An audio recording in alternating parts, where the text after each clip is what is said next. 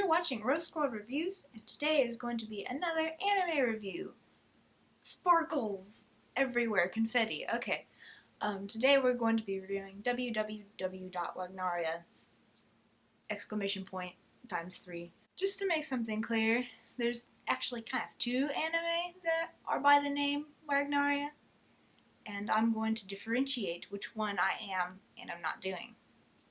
So there is one that is called just Wagnaria with 2 exclamation points, and it came out over the span of 2010 to 2015.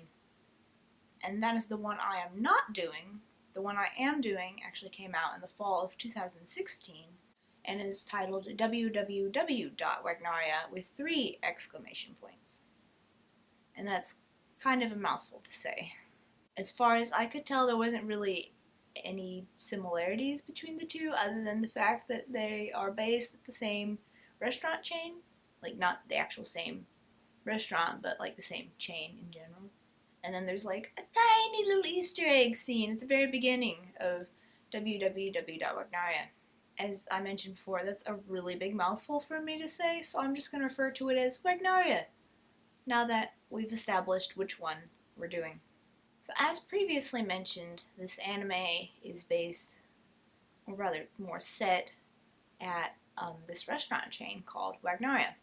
And that is where our main character gets a part-time job, and there he kind of meets people, and things happen, chaos ensues, etc. It's all very entertaining, I promise you. So back to that main character. His name is Daisuke Higashida, and he has to get this part-time job because his father's business went bankrupt, and if he wants to have pocket money or pay for his phone or bus ticket or anything, then he has to find some other way of getting an income. He's kind of your average guy. He's not particularly excited about getting a part-time job. Even though like his enthusiasm is kind of toned down, he still works hard, and kind of partway through the show, I guess closer to the beginning, he experiences a traumatic incident. Several traumatic incidents, actually. And that kind of causes his personality to sort of warp a bit, and he becomes a little bit more pessimistic and kind of apathetic and can respond harshly to his coworkers, especially Hana Miyakoshi, who is, as you know, I just implied, one of his coworkers, but she's also the floor chief at Wagnaria. And she does a good job at being the floor chief. She's nice to the customers, and she's kind of generally competent at her work. But outside of Wagnaria, she's a little bit mediocre. She has bad grades, she can't cook, and she just kind of flounders. Along with Miyakoshi, Higashida meets several other co-workers and customers at his part-time job, and together they form a quirky and varied cast, and they really do grow. And I think that's one of the great things about this show, is the characters have arcs that you can kind of see them change. As some of you may know, I did actually do a first impression for this show, and back when I first watched it, I kind of said that the plot seemed kind of slice of life-ish, and I would like to take that back a little bit. The main focus of the show is on the relationships between like the co-workers and the customers, and just kind of the general shenanigans of the crew at Wagnaria. And so since it's very relationship based and also a comedy, this can definitely make it seem slice of life like. And it does have some aspects of that, but they're not just random little episodes of like, we're going to do this and this happens today and this has no connection to what happened yesterday, because that just never really occurred, and we're going to pretend that this is a brand new day. The episodes do build on each other to kind of form a story arc that is quite ridiculous, but altogether heartwarming. And now we get to talk about the ending, and endings can really make or break your experience with the show. And for Wagnaria, the ending really made it for me. The ending for this show it's like the epilogue that you always want for when you finish a series, but you don't really get all the time. It just kind of gave a really good resolution, and also showed like what the characters were doing, or were going to continue doing, and so I felt like I knew what was going to happen, even though I didn't like actually see the rest of their lives, I felt comfortable in leaving them and just being like, okay, maybe I'll come back and visit you sometime, but we're good, we're chill, and I get to know what's going on, and that makes me happy. There's a little bit of, shall we say, sexual innuendo in the show, for lack of a better term. I don't want that to be misconstrued, so I'm going to go back and kind of explain what I mean. It's a comedy, and so there's various forms of humor, and sometimes the humor comes from like little misunderstandings between the characters, and sometimes that's just all good and clean, but sometimes they take on a little bit of a different twist, and so nothing indecent ever happens, but there are some little dirty jokes, as it were, just kind of letting you know. The art style for this show is pretty bright and colorful, which kind of matches the whole feel of the show, and the theme song is really pretty random. I mean, things start to make a little bit more sense after you get into it, and you kind of know, okay, that's why they did that, that's why that's here.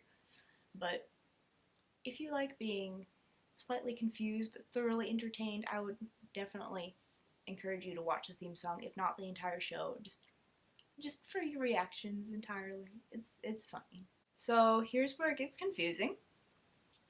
www.wagnaria, the exclamation points are just going to be remained unsaid at this point, is based off of a webcomic, and it's actually the predecessor for the webcomic material of Wagnaria, which came out before this one, if that makes any sense. They both originated from webcomics.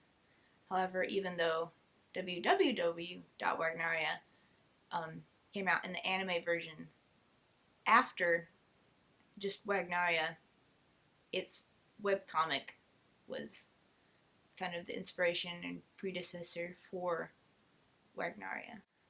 If you really want to watch this anime, which I hope I have inspired at least some interest, you are free to find it on Crunchyroll and watch it legally, which we definitely recommend. Please try not to watch things illegally, because that is against the law, and we want to fund the wonderful companies who make anime and just things in general, so that way they keep making things, and by doing it legally, that is a way that we can fund their efforts.